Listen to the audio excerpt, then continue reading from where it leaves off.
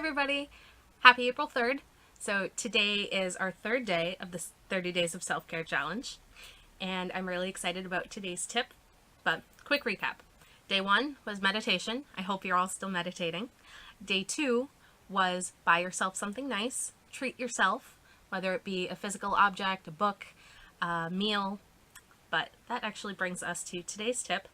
Tip is read. It's a really simple one. Read. Doesn't matter what you read, just read. So I should start off by saying I'm a big advocate of reading. I love books. I love reading. I have ever since I was a kid, but not everybody does. Some people have a really hard time reading. Some people just don't enjoy sitting down and reading, and that's okay. So when I talk today in this video about reading a book, I don't necessarily mean reading a book. You could listen to an audiobook. You could read picture books with your kids. You can read comics or graphic novels. We're going to give you the same experience, which is expanding your mind, stretching your vocabulary, someone else's world and words and thoughts and mind for a while. So to encourage you to go read a book, I want to share with you some of my favorites. So the first one I'm going to start with is a trilogy series. By the way, I should start by saying I really like fiction. I really like high fantasy and supernatural fiction, so a lot of my favorite books tend to fall into those categories. But that's okay. If it's not you, I have some other stuff too. So my first recommendation today is a trilogy series. It's called The Looking Glass Wars. It's by Frank Bedore. This is actually the second one in the story, in the overarching story. It's called Seeing Red. The first one is The Looking Glass Wars, and then there's Seeing Red, and the last one is Arch Enemy. I don't have the first one. I lent it to somebody, which is why I'm showing you guys this one. So this is a trilogy series that is a reinterpretation, a reimagining of the Alice in Wonderland story. And I love everything Alice in Wonderland, so these books are actually really fantastic. If you like Alice in Wonderland, there's another book that you should check out. I don't have a physical copy of it. I have a digital copy on my phone in my Kindle, but it's called Alice, A-L-Y-S, by Kiri Callaghan. It's fantastic, so you should check that one out too if you like supporting indie authors and if you like Alice in Wonderland.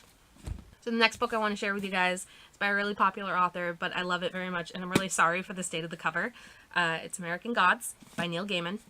I love him very much. I love this story.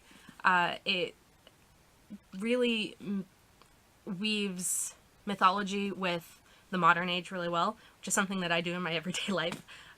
So check out Neil Gaiman if you haven't yet already. So for my third recommendation, I'm getting a little bit old school, and I'm sorry. I'm sure everyone was forced to read this in English class, and I fell in love with it. I love it. A lot of people don't. That's okay. The Canterbury Tales by Geoffrey Chaucer. I go back and I read these stories all the time. They're great. I love them a lot. I really love books, if you can't tell by my enthusiasm with this video today. But the Canterbury Tales are great, and they teach a lot of really good lessons. And it's really great learning about history and a little bit of Chaucer's time period, too. So, and my last recommendation today is a writer that I think everybody should be familiar with, and a lot of people aren't. Her fiction does tend to lean towards a feminist voice. So if you're not into that, beware, but I think everybody should give her a chance. Her stuff is fantastic. This is my favorite book by her. Her name is Jeanette Winterson. This is actually a collection of short stories. It's called The World and Other Places. So this is really great because it's not very big. It fits right in my bag. And they're all short stories, so I can sit and I can read one while I'm waiting for the bus, or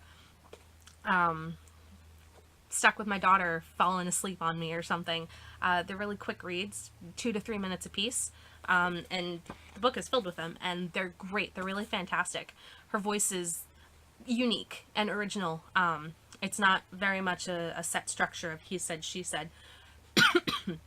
Her writing is really imaginative, and I really appreciate that about her. And I do appreciate the feminist slant to it too. But those are my 4 suggestions. But I want to know what you guys like to read. What are your favorite books? What are you reading right now? What do you hope to be reading in the future? What do you have to add to your list? Let me know so that I can add them to my list. And we can share stories and favorite authors and favorite books and everything.